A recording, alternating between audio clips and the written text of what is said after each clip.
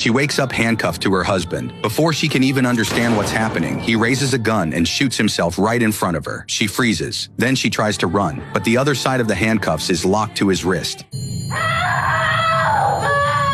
No matter how loud she screams, no one hears her. This was supposed to be their 11th wedding anniversary. The night before, he even gave her a metal collar as a gift. Happy anniversary, Pumpkin.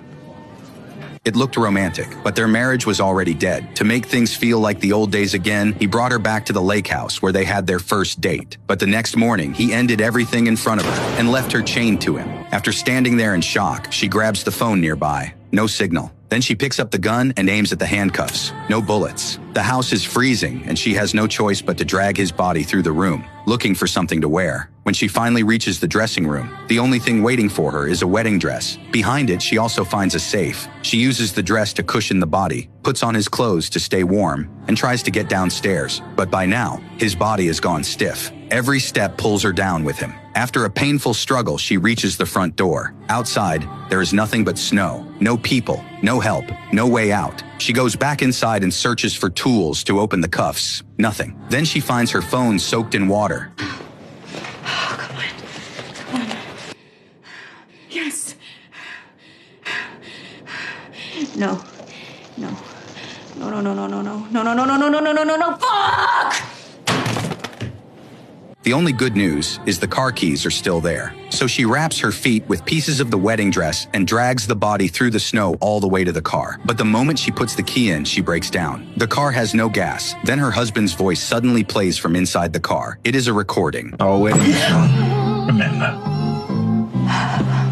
You know, I put a bullet in my head because of your disobedience.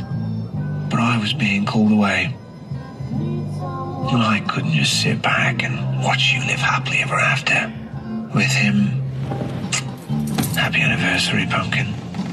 That is when she realizes this was all planned. To free herself, she drags his body down to the basement, but every tool has been removed. She has no choice but to drag him back upstairs. Just when she is about to lose hope, someone knocks on the door. She opens it and begs for help. It is her friend, but the second he walks in, he freezes. The dead man is his boss. He tells her the police had accused her husband of tampering with evidence in multiple cases. This fuck Stay knew his entire career was going down the drain, and so he's just trying to drag me down too. Only now does she realize the man she married was even worse than she thought. She tells her friend to call the police, but before he can help, a car appears outside. Two men have arrived. To avoid trouble, her friend lies and says no one is inside, but one of the men refuses to leave. Then the other attacks him without warning. Hearing the noise outside, the woman panics and hides. While the two men search upstairs, she slips out the back door and runs to a small cabin. Inside, she finds a hammer. To survive, she does the only thing she can. She breaks herself free from her husband's hand. Then she grabs what she can and rushes toward the garage. But the two men soon find the body. It turns out her husband hired them before he died. Their job was to make sure she never escaped. Their payment was hidden inside the safe. But the safe needs a password only the couple knows. Now that her husband is dead, they need her alive to open it. While one of them drags the body back inside for the fingerprint lock, the woman secretly goes to her injured friend and changes into dry clothes. Now she is ready to fight back. One man follows the blood trail to the rooftop. She hides nearby and hits him hard, sending him crashing down.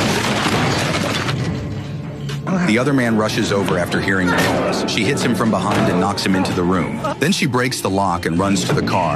But before she can escape, one of them drags her out. During the struggle, she manages to call the police. But before she can say anything, he cuts the call. When she wakes up again, she is back inside, and they have locked her to her husband's body all over again. To force her to give up the safe password, one of the men starts threatening to hurt her. Terrified, she begs the other man for help. He cannot watch it anymore and steps in. Then he notices the gun under the bed. At the critical moment, he points it at his partner and stops him, but he does not know the gun is empty. The woman agrees to give them the password, but only if they unlock her first. They do. Then they open the safe. But inside, there are no diamonds, only a saw. That is when the truth hits them. The diamonds are hidden inside the metal collar around her neck, and the collar was made so it cannot be removed. He wants us to cut her off the necklace. Her husband did not just leave them a safe. He left them a choice, money or her life. Blinded by greed, the men stop caring about anything else. While one of them tries to deal with the collar, the other goes for the gun. But she already knows it is empty, so she reaches for a knife. In the chaos, one man crashes into the wall and dies instantly. This is all your fault. You fucking did this. I'm gonna cut your fucking head off. The woman fights with everything she has, but the last man stabs her in the leg. During the struggle, she grabs a pair of pliers and hits him with them. Then she manages to handcuff him to her husband's body. Now he is the one dragging the corpse. She crawls outside and makes it onto the frozen lake, but he is stronger. He catches her ankle and pulls her back. Then the ice starts cracking under all that weight. A second later, it breaks. The man is dragged into the freezing water with the body. At the last moment, he grabs her and pulls her down too. Under the ice, they struggle for the knife. She pulls it free and fights him off. He finally lets go. With the last of her strength, she breaks through the ice and climbs out. After everything she survived, she sits there in the snow, shaking and exhausted. Then she does the first thing she should have done a long time ago. She throws away her wedding ring.